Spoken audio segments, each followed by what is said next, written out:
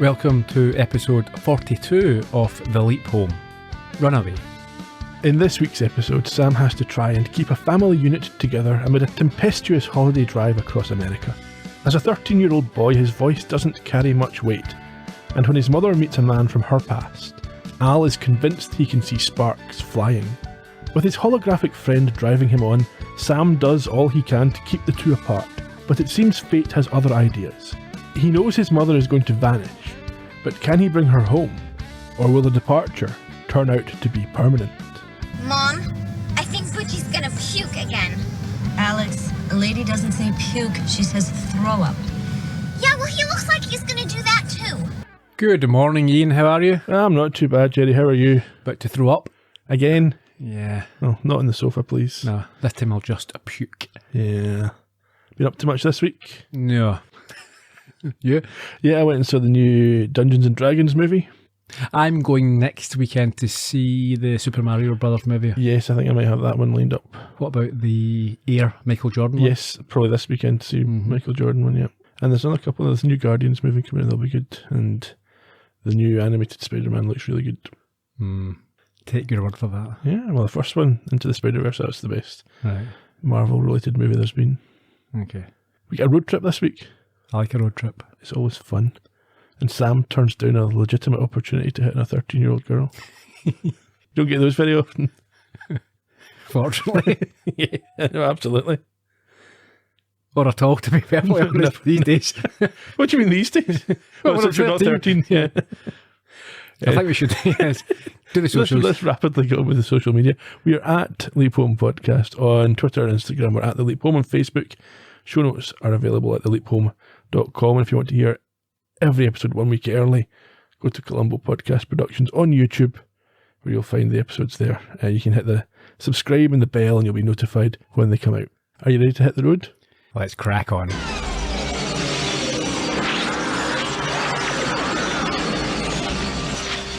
So after the normal intro, we get the tag. I don't think we've seen this tag. I think we got a... Wait, you didn't leap into this one last week, did you? Or did you? I don't think you did. I think we got a leap into a repeat last week, same as we get this week. Oh, yeah, I think we got a leap into her charms, maybe? Yeah, something like that. Anyhow, this time he leaps into the back of a car. He's eating a burger, I think. He is. He's wearing a t-shirt, baseball cap, sitting in the back seat of this car with the burger beside a girl, and there's a man and woman up front. Yeah, for no apparent reason, the girl calls him a pig and gives him what used to be called a Chinese burn. That's probably racist now. Yeah, no doubt. Yeah. She's called Alex, his sister. Yes, she's told from the front seat to leave your little brother alone by the mother. At which point, he looks in the mirror and declares that he is a kid. And it's his usual thing, he says the quiet bit out loud. Yeah, he's a weird-looking youngster. Yeah. He's no child model, that's for sure. No, that's true. I think the guy that does them, they've not got any trivia on this guy later on, and I think he goes on to be a producer. In any case, Alex continues to harass him, which causes his shake to be spilt over his lap. It's not Alex, it's the dad backhands him from the driving seat. Does he? Yeah, and that makes him spill his milkshake to the delight of his sister. And at this point, his mother calls out his name, Butchie. That's an annoying name. Is that short for something, or is he just called Butchie? Butch, yeah. It's an American name, isn't it? Jeez. Butch Cassidy. Yeah, I suppose. Maybe was there not an athlete, Butch Reynolds? There was. Was he American or British? I think he's British. Yeah. No, he was American. He ran 400. I think he competed with Michael Johnson. Who am I thinking of? Cyril, around at that time. Cyril Regis. No, he was a footballer. You're thinking of John Regis. John Regis, that's it. Yeah, there was the 4x4s back then. So Butch Reynolds would have been competing with Roger Black and people like that. Right. And the relays against Chris Akabusi. And that's what I'm thinking of, yeah. Like that, yeah.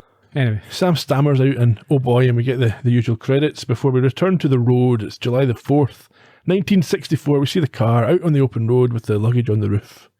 Very Griswold-esque. Indeed. Sam reflects that during his leaps, he's come across some tough characters, but nothing quite as menacing as a big sister. She continues to bully him as his dad, whose name is Hank, smiles as his harassed mom, Emma, tries to control her with an appropriate crazy score being played on the radio. Yeah. She asks whether Alex has to torment her brother, and she says she does. And the dad's okay with this. He says he needs toughened up for Pop Warner, which is kids' American football. Okay, he's a terrible father. He's a terrible person. In all facets of this episode, he's terrible. There's one moment that he's not racist. Well, that's it. And I think we'll get to that. Yeah. Hank throws something to Sam, which I didn't see what it was. He doesn't catch it anyway, and he gets told he has sissy reflexes, which means he won't ever make the first string. Yeah. This is the kind of... Remember we saw the basketball coach calling his team girls at the start of this season? It's the same sort of idea. It is, yeah. That's not going to work. It's not a good coaching method. Sam asks if they can stop so he can go to the loo, but he's told no. They've got to keep to schedule. I don't know why he wants to stop. Maybe he does need the toilet. Oh, maybe. Although if it is true, because I think they say that he only went a few miles back. Yeah. I mean, I assumed he maybe just wanted to kind of gather himself and hope that Al would show up. But Well, actually, he's just had a milkshake all over his I lap. suppose he has to clean it up. That would make sense, but he doesn't say that. He should do. Oh, I'm a mess here. I can't sit with all this over me. Let me get out and rub it down. Yeah. The dad has obviously scheduled every minute of this trip to remove any possibility of fun. Yeah, he, like I said a moment ago, he's very Clark Griswold, but without the humour, without being a nice sort of Empathy. yeah. Just being a complete scumbag. Pretty much. Time passes, and we now see the mother reading The Feminist Mystique, which Sam can't adapt to insofar as play the part he's meant to be. You know, he has to announce that he knows about this book. Yeah, there's a couple of times in this episode he does it. Why, Sam? Just shut up. Just shut up. He can't control himself. No, I think he compliments her on it. So, that's a great book. He says it's a great book, which is apparently only just come out, but he says it started the feminist revolution in the 60s. He doesn't know when he is. Just shut up. His mother, she points out that it just came out, and he mumbles something before being saved by them celebrating crossing the state line from Wyoming to Colorado. You can tell that the dad makes them do this every time they cross the state line. I looked at the map, because I was trying to work out... Now, we know So they're heading south at this point. Yeah, but they're going to go to San Francisco. So they'll have to take a right turn shortly. Yeah, but I don't know. They're probably avoiding the mountains. Yeah, because I'm thinking it wouldn't be the obvious way. You would go west, not south, if you're going to San Francisco But from... maybe Colorado's where you can get through, or maybe this Wild Willies they're going to is a nice break point on the map. Sure. Anyhow, on the radio, we hear that the Civil Rights Act has been signed into law, and the dad reminds them that, or Hank reminds them that everyone in the country deserves a fair chance, which causes Sam to say, "All right, Hank," much to Hank's annoyance. Yeah, I don't like kids who refer to their parents by their first name. My sister does it. It's a bit disrespectful. Yeah. I mean, she's obviously in her 40s, but... But even then, it's still... It just seems a bit... You're trying to make a point, it's like, well... Mm-hmm. Now, this writing here, we have to... I can appreciate why they've done this. There has to be some redeeming feature for this chap, Hank, in order for us to get behind Sam and his leap mission. Sure. Because everything else he does, you're thinking, just leave this person. Just flee. He is a scumbag.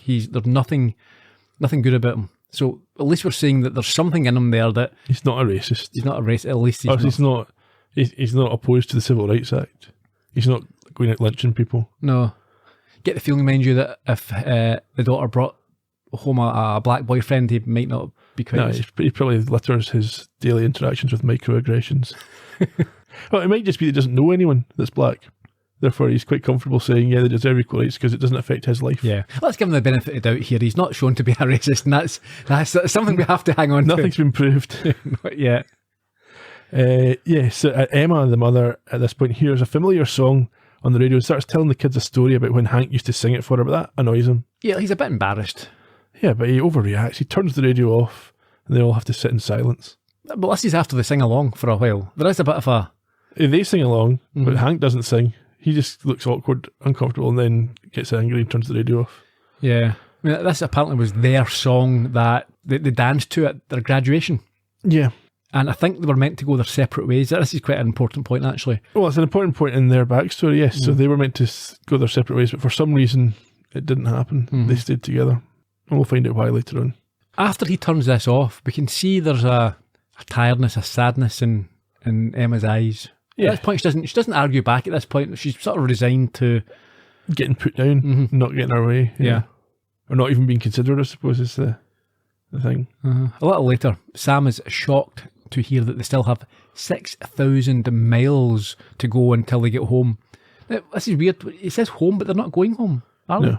No, they're going on holiday. Sam doesn't know where they're going. He hasn't figured it out yet. No, but he asks, how long till we get home? Yes. And she says 6,000 miles. So is that like there and back? I don't know. What is the cross country? Yeah, that'd be about right, isn't it? Maybe about 3,000 miles cross country and 3,000 back. No, I think it's more. Is it? Know. It's 5,000 miles across the Atlantic, so it's going to be less than that all the way across. Yeah, so maybe it's not much less. Cause I think there is I think that we're closer to New York than. Well, Sam talks about a 9,000 mile road trip, doesn't he? At some point when he's talking to Al later on. Yeah, and especially, but they're not going as the crow flies. We know that. Yeah, and you don't have to go in a straight line. You could go around. Yeah, so who knows? Anyhow. At this point we get the clip that we started the show with, where Alex worries that Sam's going to puke again, and Sam claims that he's car sick and asks to pull over, but he's not allowed. No, Hank refuses to stop as his schedule apparently won't allow it, and then he patronises his wife when she goes to read the map. Yeah, both he and Alex laugh in her face, and he tells her to stick to working the radio as if she was navigating, they'd be in Chihuahua by now. Well, that might be quite nice to go to Mexico. Yeah. And after that, he has another go at her. Well, she says that she may not be able to read a map, but she knows about more important things. She's not a totally put down victim here. She does fight back as we see through this episode. No, but also he has a go at how she's folding up the map. Yes, she's not putting it back right, yeah. He says they have to be at Wild Willie's, which doesn't sound safe at all. No, not for kids anyway. By 1300. Alex notes sarcastically that it's got giant vegetables, two-headed snakes and buffalo chimps, which isn't something that Sam's familiar with. No. But apparently Butchie's very excited for it. Or has been. We find ourselves at this Wild Willie's. It appears to be a zoo with other family activities. Yeah. And the tension is still there as we see Hank insist that a reluctant Sam pets a chimp, even though Emma tells him he doesn't have to. Yeah, well, apparently Butchie had been going on about it for most of the trip, so it's a shame that he's missing out on this, because Sam's occupied his body. Yeah. We will discuss it, but when Butchie returns, he has totally messed up the whole dynamic, the relationship. Yeah, the entire family. Family, yeah. Having man-to-man talks and all this, and man-to-mother talks, and it's quite awkward. It's really weird the way they speak to him, actually. Yeah. I've got that noted later on. Okay. Emma leaves for the snack bar with a dig at Hank. Yeah, apparently he knows what's best for everyone. Alex suggests that an excited Hank takes a photo of Sam before he sees the chimps, so they have a before image to remember him by. Mm-hmm. So he's thrown into this. I mean, these days it's not acceptable. There's chimps all dressed up. I mean, they look pretty cute in little uniforms and things like that. As soon as he goes in, they jump on him. Yeah, and when he exits later, he looks at one of the photographs that's been taken before being knocked to the ground by his extremely irritating sister, who proceeds to hit and prod at him just as Al arrives. Yes, he tells Sam he has to take it because Butchie would take it. Yeah, he mentions, it actually calls this a rule. Like, you have to act like... Now, firstly, we know that Sam never acts like how... Never. Was it the Leapy? Yeah, Leapy. So he never does this. We've discussed this every single episode. There's no rules here. No. Sam does what he does. If he acted like the Leapy, nothing would change. That's the point. He does have to act slightly different. Yeah. So what's Al talking about here? Yeah, no. I mean... Sam, that's in theory the rule. Sam is within his rights here just to pick this girl up and launch her. Yeah, but she tells him to remember when you least expect it, then calls him Monkey Boy and disappears, which annoys Sam. He doesn't like being called Monkey Boy. Oh, well, why would you? I'm not a monkey boy. So he chops her. Yeah, and she gives him a kick to the head or the ribs or something as she wanders off. And Al quips that she'll have a big future as a mud wrestler. Yes, and apparently being an annoyance to her little brother is a big sister's job. I don't have a big sister. Neither do you, do you? I don't have a sister at all. Oh, there you go. At this is a weird one. Sam mentions that he is old enough to be his father. His own father, yes, because Butchie's the youngest person he's leaped into. He's 13, and Sam obviously is old enough to be Butchie's father. Oh, right. I thought he meant he was old enough to be his own. Right, no, not himself, no. Sam is old enough to be Butchie's father. Ah, right, yeah, okay. That makes sense now. Yeah. And Al then goes on to give him the leap information that he currently has. Let's see, your name is Butchie Rickett, and you and your family just left your home in Pahokee, Florida for a 9,000-mile trip across the country. Al, I've done this before. Well, you've done what? I've done this, taken this trip. I mean, not this trip, but I mean when I was 11. 12, my father packed the 5 of us into our tiny little station wagon, and we went across the United States on a summer vacation. Guess I must have blocked it out. Yeah, well, Lunch was enough. Tell me what I gotta do so I can get out of here. Take it easy. You've only got 5,900 miles to go. Well, let me guess. I'm here to stop the evil big sister from noogieing Butchie to death? It'd be nice if it was that simple. It's July 4th, 1964, and when the fireworks go off tonight, your mom, Butchie's mom, runs out on the family. What, she abandons them? Well, they never see or hear from her again. I can't believe that. I can. Is that the guy she runs off with? Well, Ziggy doesn't have any data on that, but it doesn't take a hybrid computer to figure out what's on his mind. Butchie, I want you to meet someone. Come here. Billy, this is Butchie. Hello, Butchie. Hi. You boys got quite a grip. And Alexandra, well, she's running around somewhere. Billy McCann, I can't believe this. God, that sounds nice. Everybody up north calls me William. Well, you'll always be Billy to me. Look at you. Has it been 14 years? So Billy flatters her, and it's understandable that she would appreciate this, considering how she's used to being spoken to. And having just been told that his mother's going to abscond that evening, Sam is obviously on high alert here. Yeah, and Al, he knows what, he can see and sense what is going on. And he tells Sam, begs Sam to prevent this from happening to Emma and her family. And this is the first point I've noted. Yeah, it might actually be better if Emma just leaves Hank. At this point, Billy seems the better bet. He does, yeah. And we're not going to say that might not be the case all the way through, but at this point. Well, see, but Billy never really does anything. There's one thing at the end, but he doesn't. There's nothing dramatically heinous about his character. No. I mean, he's an academic and they're all a bit up themselves. Well, not just that, but he's built a business. He's not just an academic. That's the whole point. He's not just an academic. Anyway, where were we? Yeah, so as you say, Al thinks that Emma's going to go off with Billy and tells Sam not to let it happen and leaves, at which point Sam follows Emma and Billy, who then introduces him to his daughter Beth, who's about the same age. And then Sam is put in an awkward position because the daughter asks him what grade he's going into, and he obviously isn't quite sure. Yeah, so you'd think he would just stand there and not say anything like boys do, but no, he has to. Oh, I'm between grades, it's the summer. Weirdo. Yeah, he's obviously not got any interest in this girl, who looks older, to be honest, than... She will be. She's probably about 18 or 19 in real life. But yeah, I mean, as we know, Sam likes someone nearing death. We get more of his mother's backstory here, as she says that she was a high school friend of Billy's. They were on the same speech team and they recite some Shakespeare together. Weird that, isn't it? Inappropriate as well, in front of your kids. Yeah, a little bit odd.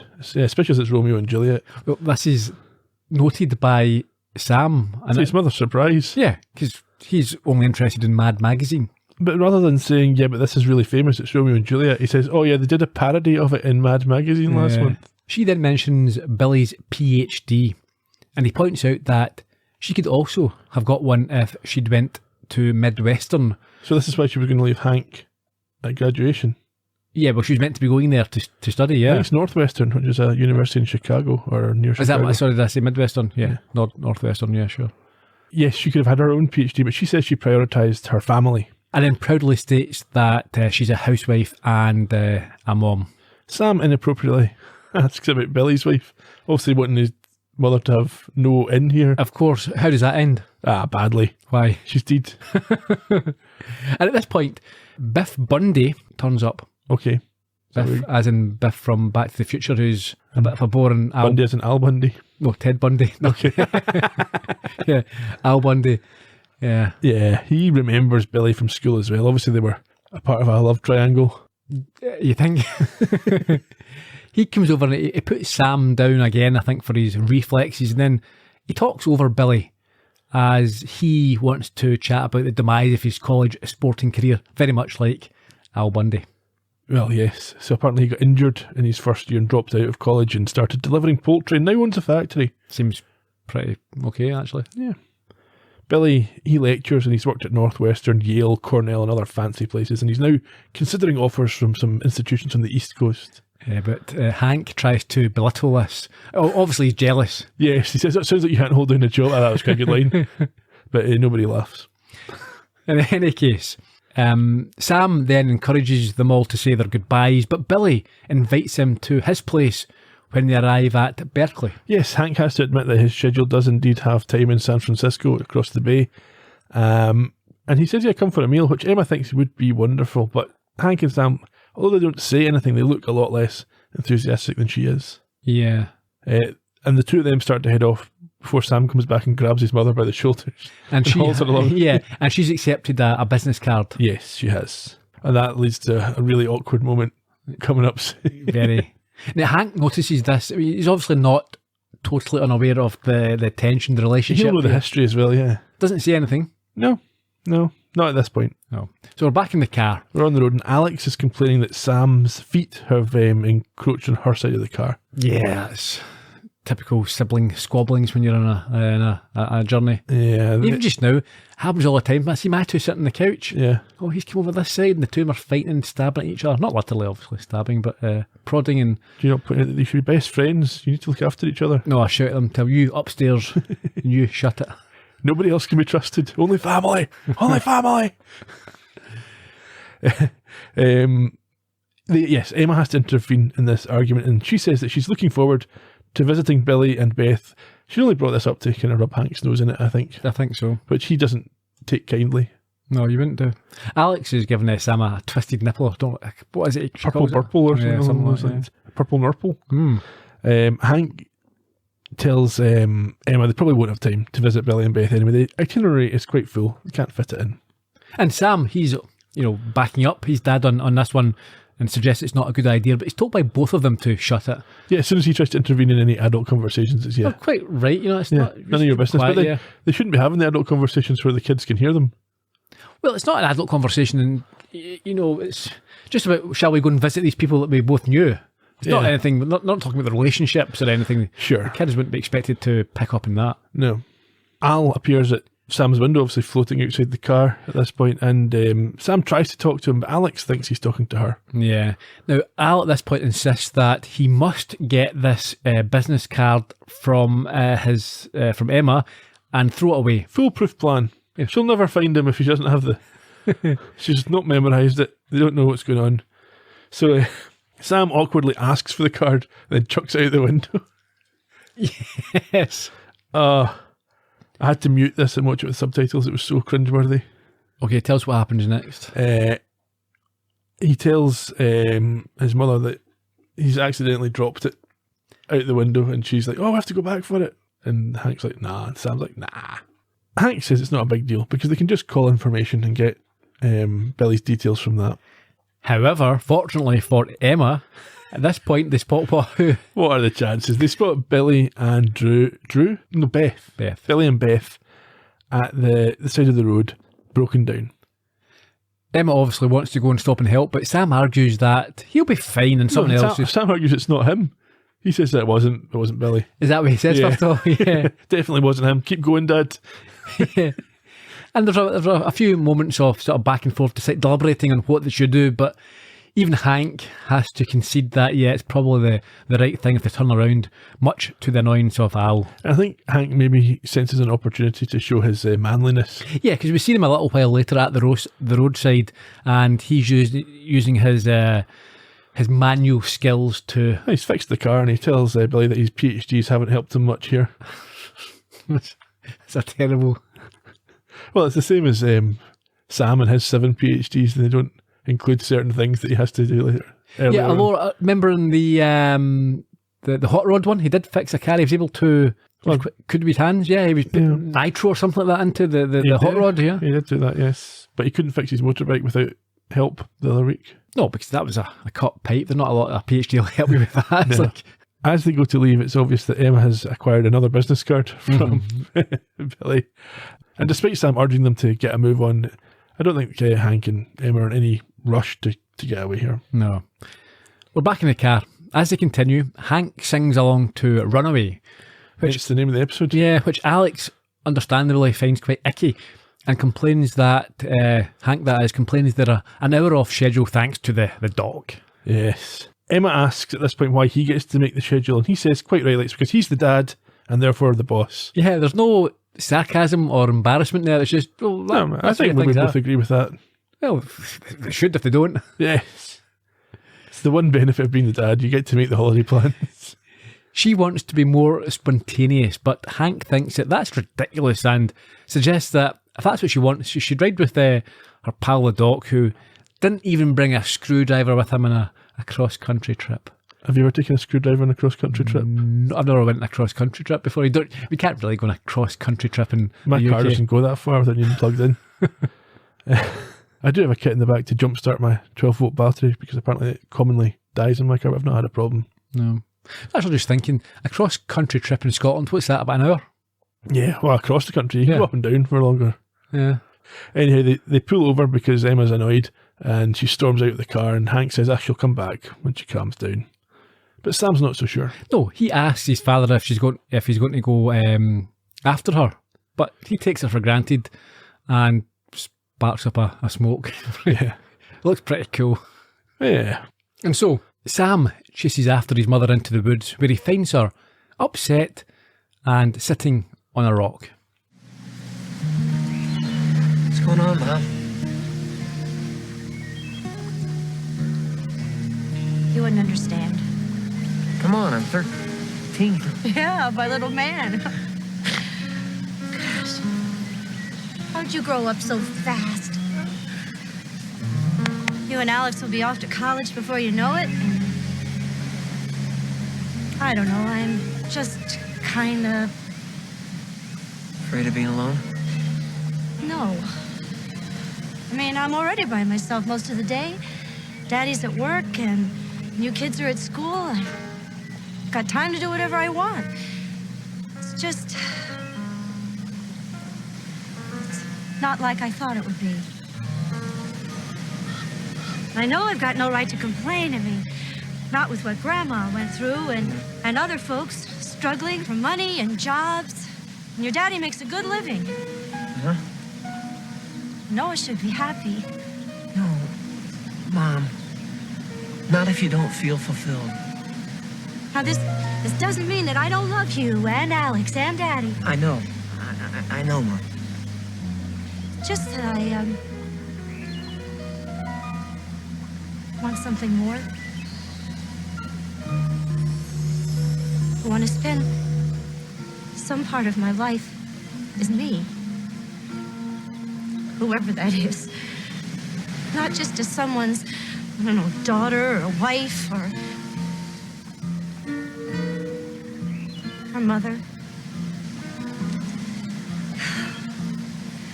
I want to stop feeling like A non-person. yeah. That was a weird conversation to have with your 13-year-old kid. Yes, not good. Unrealistic, I would say. Surely she's thinking, why are you suddenly talking like a 45-year-old man? Yeah, creepy, go away. None of your business. Yeah. Anyway, Sam urges her to do something more. And she sort of cry-laughs at this, as that was the theme of her graduation speech, where she spoke about taking chances and reaching beyond the expected. He understands that she's been wondering about the road not taken and insists that it's not too late for her. She could go back to school, and then he speaks out of character. Yes, she owes it to herself to do the best thing for her. But the road not taken, that's apparently the most misunderstood poem in the world. Is that? Well, people think it's about, I took one of two paths and that led to my success, but apparently it's not. It's really like a post hoc justification for your own decision, because when in the poem, he comes to the two roads and he says they're both the same. Right. And then he says, I took the one that was less travelled, because that's not what it's about at all. No. Anyway, they go back to the car. No, Sorry, they talk about college. Yeah, and he also he talks about how housewives are going to start going back to college in the 60s. Because all my friends' moms are doing it. He has to cover himself. And he tells her that she owes it to herself. And when she mentions Hank not liking that particular idea, he correctly tells her it's not his decision. And anyway, they don't know how he's going to react. And I've noted here, yeah, we probably do. And we get a nice segue to him reacting to the exact thing where he says, no, you can't take classes, you can't take a job, and Sam's not allowed to speak here. He laughs and says that it's for kids, junior college. He's not understood. No, and doesn't appreciate Sam pointing out that plenty of adults also return to study. What's his other excuse? He says he can't afford it. And she says, well, I'll get a part-time job. No, I can't have that part-time job. You don't need a job. You get everything you need. And snaps at Sam when he again tries to fight his mother's corner. Yeah. Somehow they've covered the last 2/3 of this journey really, really quickly, because they're now at Camp Chipmunk, as is signified by a squealing sign at the side of the road. Yeah. And would you believe it? Emma is delighted, while both Hank and Sam are dismayed to find that, coincidentally, Billy and his daughter are also staying there. This is like that episode when Al's wife was trying to leave him and the guy kept showing up everywhere she went. Yes. So Beth and Alex, now a bit later on, they're all sitting together. Kids are playing, running around. Yeah, well, not Sam, but the other two, the two girls are. The adults are talking. Sam's speaking to Al and telling him, maybe you can't fight fate. And I'm thinking, this must be reminding Al of that time with his wife, because it reminded me of it. But apparently no, it's reminding him of when his mother left him. Sure. Sam tells him that he's just a kid.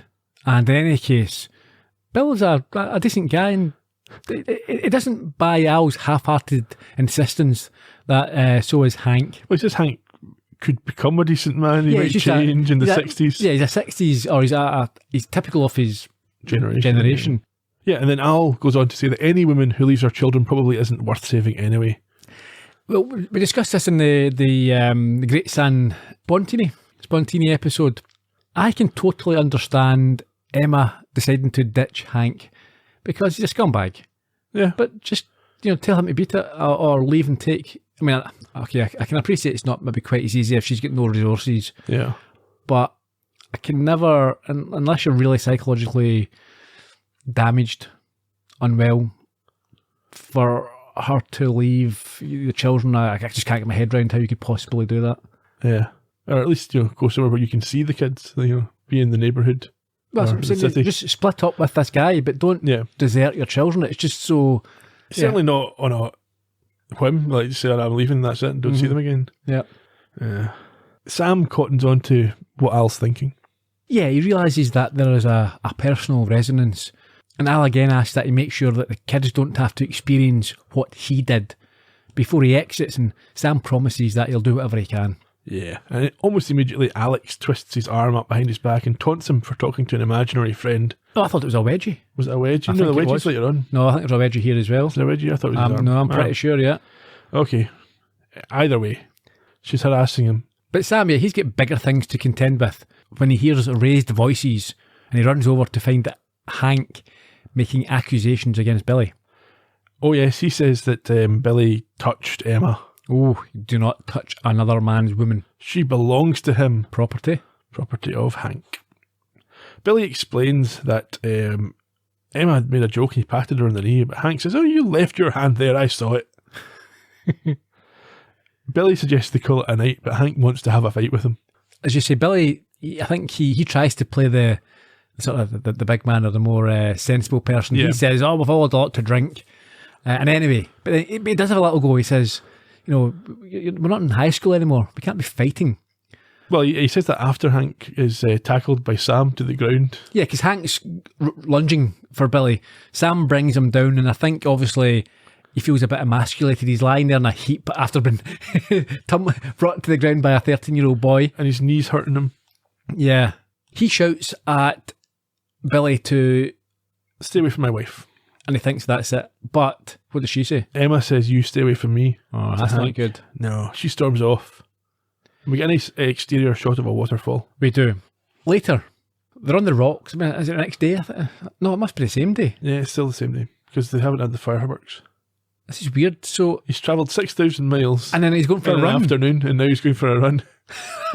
You would be absolutely shattered, especially back then. I'm not sure if you had air-conditioned cars. I don't know. It could be that this isn't the final point. They haven't done the full 9,000 miles. Right. It's just a stop on the route of their holiday. Yeah. But going for a run after maybe the next day you stop somewhere, you have some food, you have a sleep. Fitness. He's a smoker. He's just hurt his knee as well. Anyway, they are on the rocks. At Devil's Backbone. Is that what it's called, yeah? There's a big sign. Where Sam tries to give his father advice on women, which obviously doesn't get down too well. What do you know about women? You're only 13 years old. I know about mine. I mean, you said yesterday that everybody deserves a fair chance. Yeah, I was talking about minorities. Women deserve equal rights too, Dad. Equal rights. I mean, maybe one day they're gonna fight for their own sort of civil rights act. What the hell's gotten into you, Scout? Nothing. I just think that if Mom wants to go to college, she should get a chance. That's all. College? I already give her everything she needs. The Vista Cruiser, the Color Zenith. She didn't know it yet, but I just got her a full carat rock for her 15th this month. Dad, those are just this month? Yeah, it's as big as your Alex head. is 14 and a half. Oh. She's not gonna be 15 Yeah, for... I meant our 16th. Mom was pregnant. She didn't go to Northwestern because she was pregnant with Alex. Now, you just keep talking, mister, and I'll put you over my knee. Were you afraid she wouldn't come back if she went to college with Bill? Oh, Dad. Butchie, your mom... She's the only woman I ever loved. But don't you see? You're gonna lose her if you don't start listening to what she needs. Well...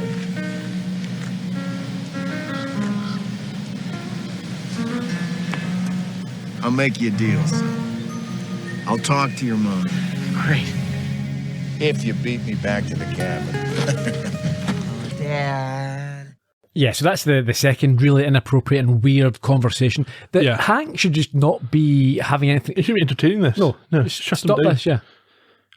I assume that Sam won that race because we next see Hank talking to Emma. Yeah, true to his word. He does try, well, I say talk, but he finds it hard to understand that she doesn't want just material things. However, he does for once ask the right question. What do you want? Yeah. She says, well, she's not really able to articulate it very clearly. She says she feels like she's going crazy and wants to stop feeling like a non-person Well, and have her own life. Yeah, it's quite, that's a conversation she had with Sam Is that earlier in on. the book? Is that where that's come from? Not sure, I've not read the book. Oh dear. It's on my library. I'm sure. Is that a real book? Yes. Is it? You should listen to it. I won't be listening to it now. No? No. You don't want to learn about feminism? No, not really. No. I mean, they've already won. I mean, is that the American equivalent of Germaine Greer's female eunuch? Oh, probably. I'm not a big feminist reader, to be honest. No, I'm not read any of it. I'll leave it to them. Yeah. But I support it 100%. Whatever it says, it's fine. Anything for a quiet life. You know what they're like when they start nagging. Well, anyhow, Hank asks if she wants to split up. Is that what she's trying to say? But she says no. She wants his money. And orgasms. She does say that. She's the problem is he's not giving her enough orgasms. Yeah. The floor's not doing the mop and the broom. She needs a washing machine. Yeah. Oh. No, I mean, she says that she's frustrated and everyone else is moving on. So she's brought up the kids and they've got their own life to look forward to. They're being educated and progressing. She's feeling as if things have stagnated and everything is about other people. She hasn't thought this through because a minute ago he said that they're going to have a pool. Yeah. That means a pool guy. She'll be fine. Oh, well, there you go. Hank concludes, yes, she's selfish, not crazy. Well, this is, I mean, how, even if you disagree with her, you can't read the situation here at all. You can't, there's no sense of wanting to placate or empathise or sympathise. He says, it's after she sort of spills out her emotional innards. He says, right, I realise you're not crazy. And you think, okay. No, you're selfish. She says she's not the only one.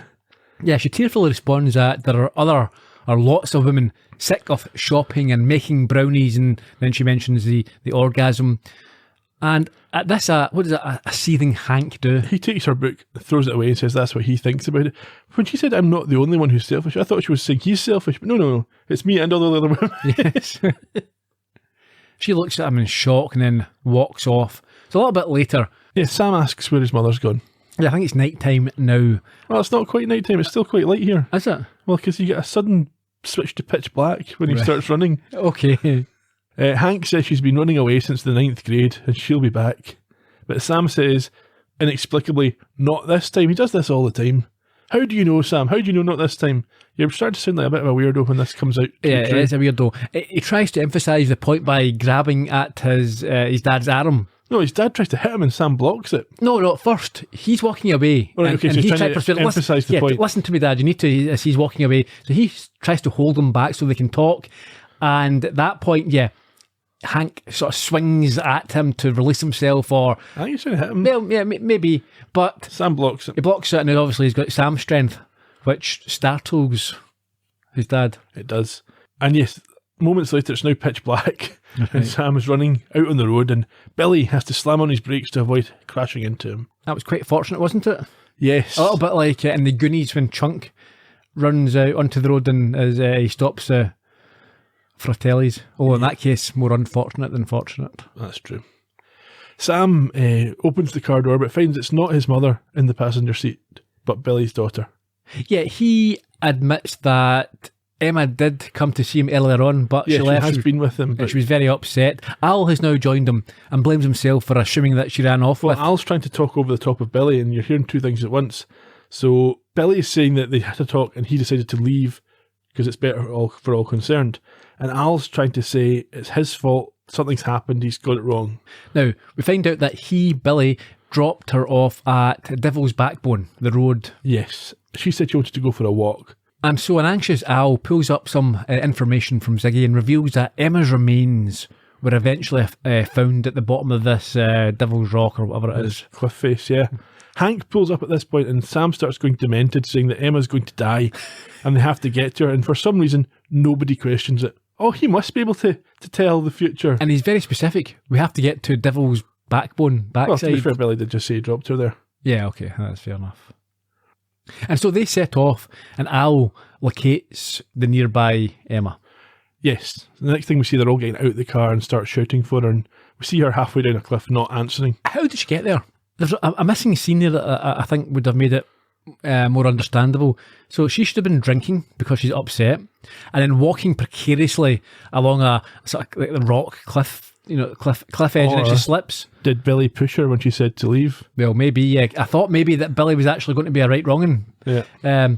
But so, yeah, all we do is she's went for a walk and now she's she's hanging by her fingertips. How did that happen? She wanted to do some free climbing. You need to show us that, because that's not, unless you're drunk, how do you get yourself into these sort of situations? No, it's very an unusual place to be finding yourself. Al centres himself on her and he's floating in midair and shoots up to Sam to give her location. He comes over and you can see that she's slipping, and Alex starts to panic. Yeah, the rest of them have all arrived as Hank throws down some rope. Well, he asks Bill for help, but Bill says he's not going to help. He wants to get a ranger, so Hank's like, just get lost then if you're not going to help. Yeah, and this is the only point where Hank's being or is besting Billy. Yeah, Billy looks like an idiot here. So, I'm not going to help her. Just leave her down. We get a ranger. Ranger will help her. Yeah. Now, she could be dead by the time the ranger gets back. Could be, but okay, if I was trying to play devil's advocate here, unless she is actually falling, it might be, if she was in a safe enough place to stand, it might well be a case you say, go and get, it's dark, you've got a snidey wee rope and a tiny wee torch. You don't know what you're doing here. Also, I've got an issue with the strength required to do what happens here. Well, it's not possible. But anyway, so it might well be a case of, don't try and rescue. If she's safe, go and get a professional who's got all the equipment and gear, know what they're doing, know the area. That might be the sensible play. Yeah. Even if you send Sam down, just get him to hang on to her. And yeah, it's like, they tell you it's like any situation, if someone goes into the water, whether it be a dog or a child, you don't go in after them, because all it ends up is happening is, well, actually you drown, the dog jumps out. Yeah.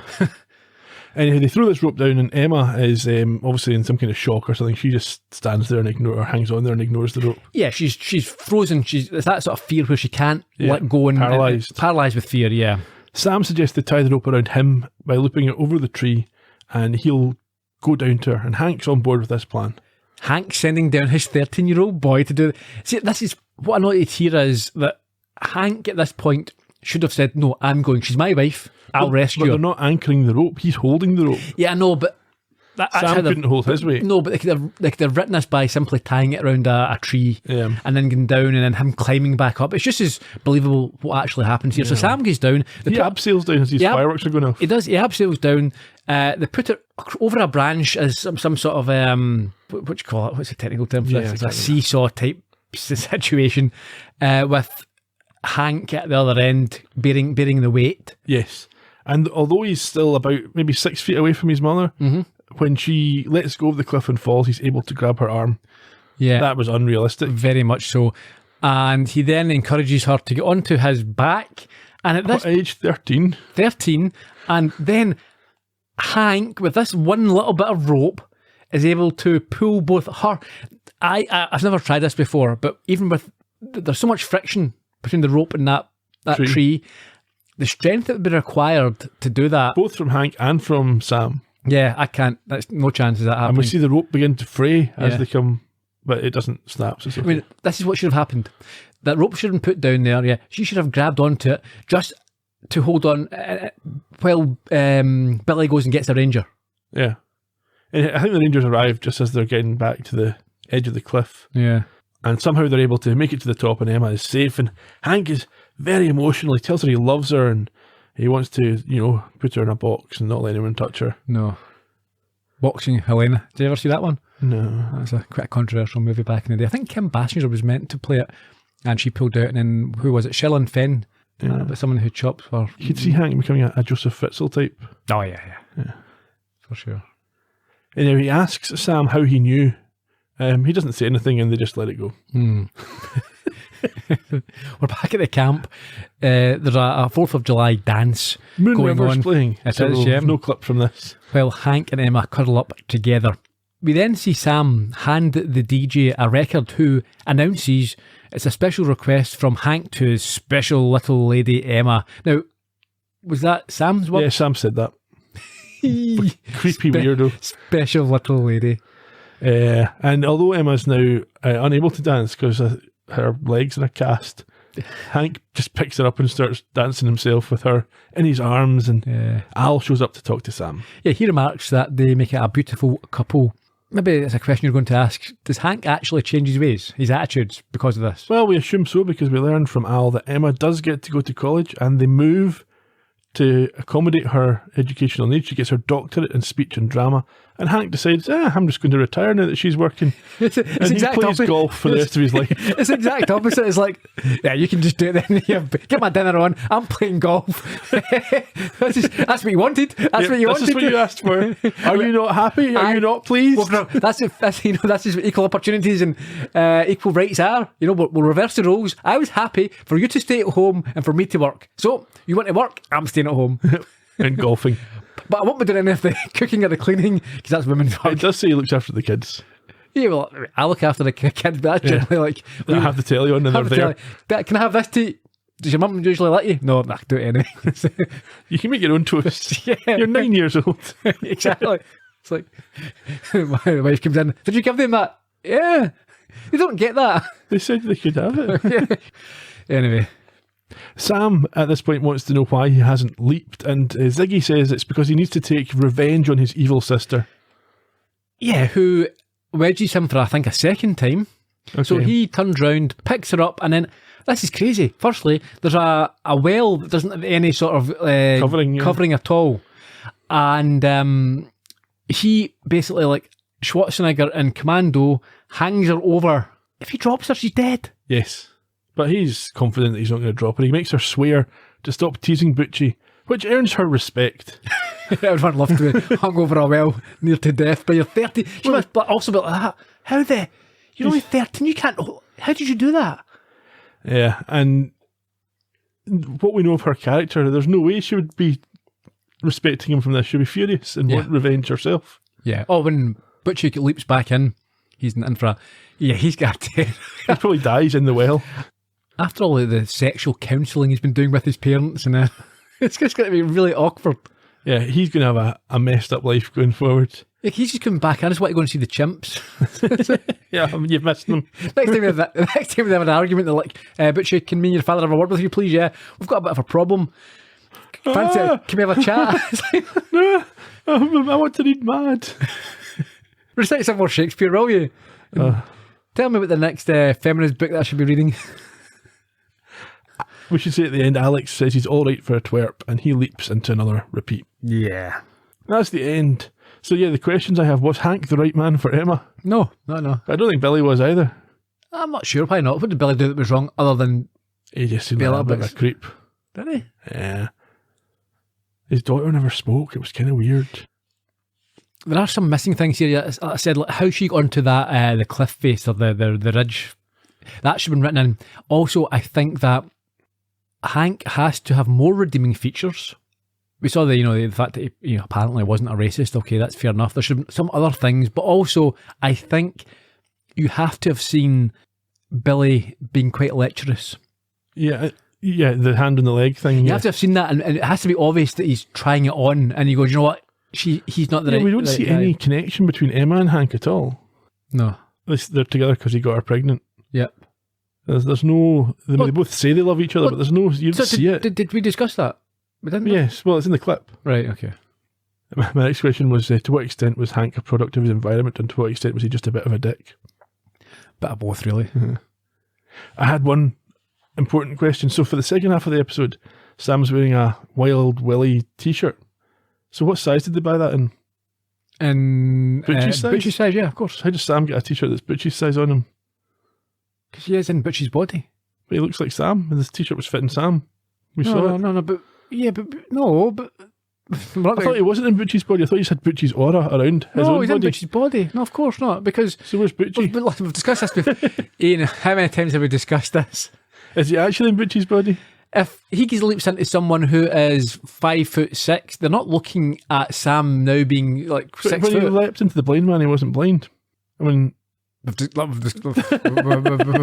We have went over this at great length. Even We've I got no cannot. solution to Even I this. cannot be bothered. Well, again, if you want, and it's not just this episode, any episode. No. How does he fit in the clothes if he's not because he in is, their body? he is inhabiting their body. That's So the how is point. he able to hold the girl over the well? Yeah, I've asked that before. But I've said that when he's into the body of a heavyweight boxer, then he's got, he's not Sam.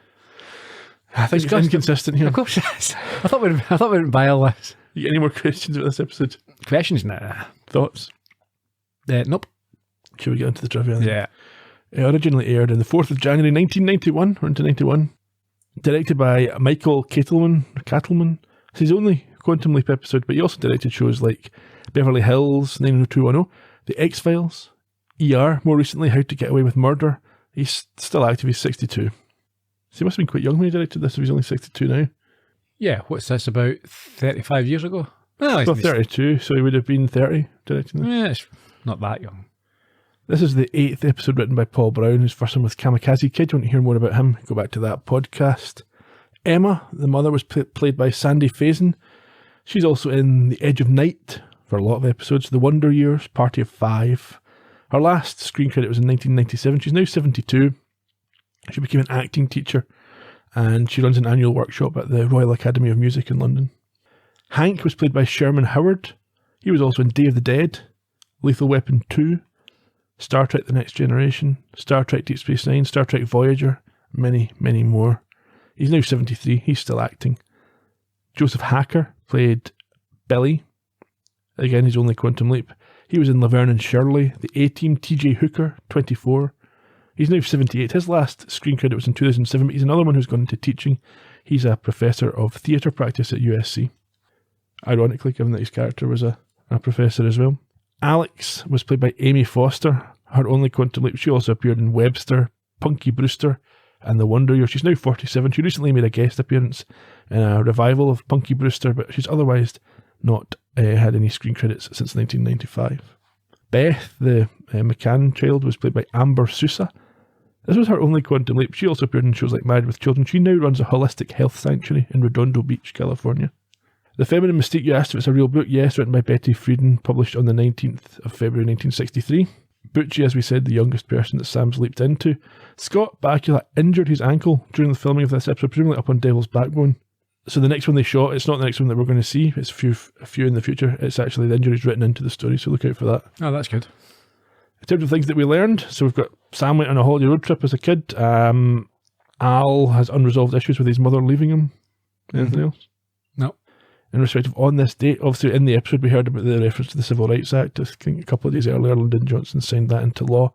There's not really anything else. I've got a few things. Related to that, The Alabama governor, now he's a famous scumbag, George Wallace. Yes, back in the very day. famous scumbag. He gave a speech condemning the Civil Rights Act.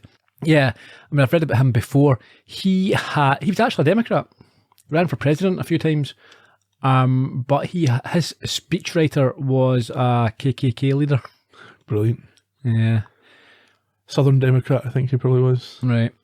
With regards to music, in the UK, I Get Around by the Beach Boys topped the charts, whilst in the US, it was The House of the Rising Sun by The Animals. Two good songs there. I know that the Beatles had something out around about this time as well. Oh, yeah, of course. One other thing, the Universal City Tour, where you could, customers were allowed to go around the park in their little trolleys and see the backlot. That was opened on that day. That was the first ever Backlot tour. Backlot tour, yeah. Okay, next week we've got 8.5 months.